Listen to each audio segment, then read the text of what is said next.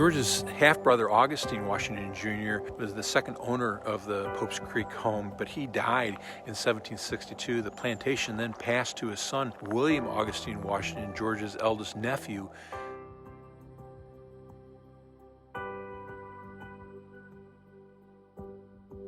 William Augustine took full title of the house in 1774 when his mother, Anne Washington, died. About this time, the Pope's Creek plantation for the first time was called Wakefield by William Augustine, a name said to have been inspired by Oliver Goldsmith's Vicar of Wakefield.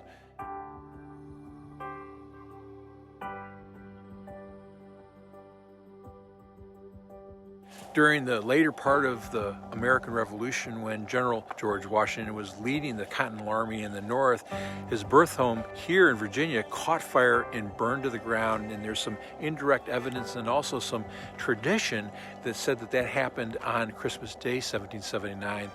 At the time of the fire, the structure was owned by its third and last owner, William Augustine Washington, and according to his daughter, Sarah Taylor Washington, her father noticed that the roof was burning while returning from a ride. It's believed that a spark had blown through the small garret window and set fire to the house. The home, which had sheltered 3 generations of Washingtons for half a century, was never rebuilt.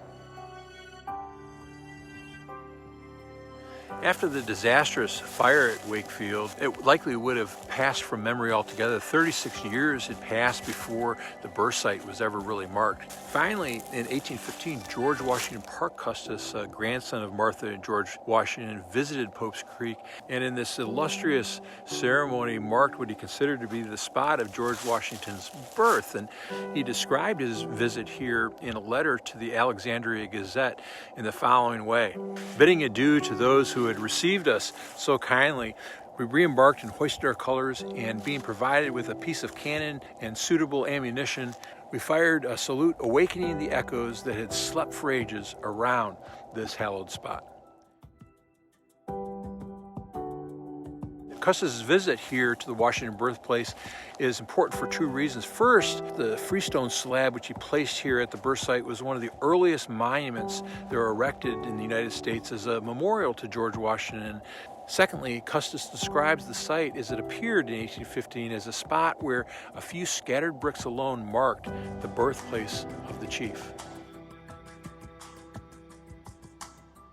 In 1832, the 100th anniversary of George Washington's birth, the Alexandria Gazette had noted how the nation had forgotten the ancient Pope's Creek farm.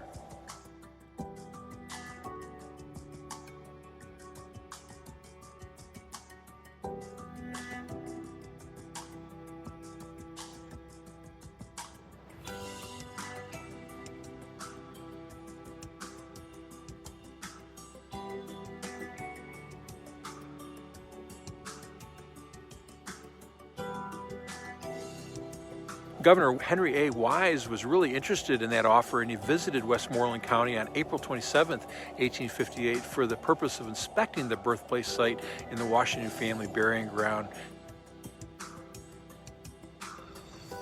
Before the protective steps could be carried out, though, the drumbeats of an impending civil war were approaching.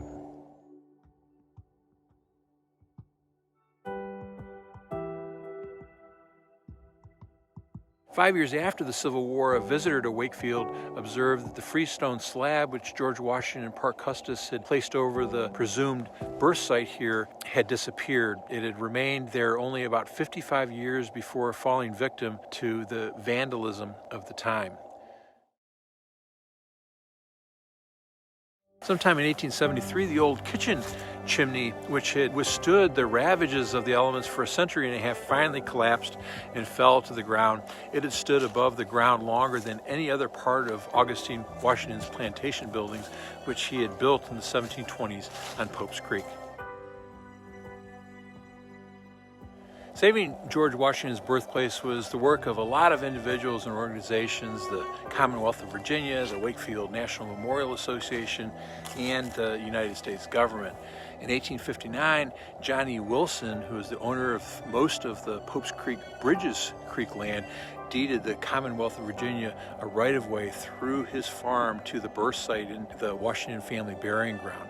In 1882, the Commonwealth of Virginia vested the title of the United States of America to its holdings at the birth site and the burying ground. By an act of Congress approved in 1879 and amended in 1881, the construction of a monument to mark the birth site and the acquisition of the necessary ground and the right-of-way had been authorized.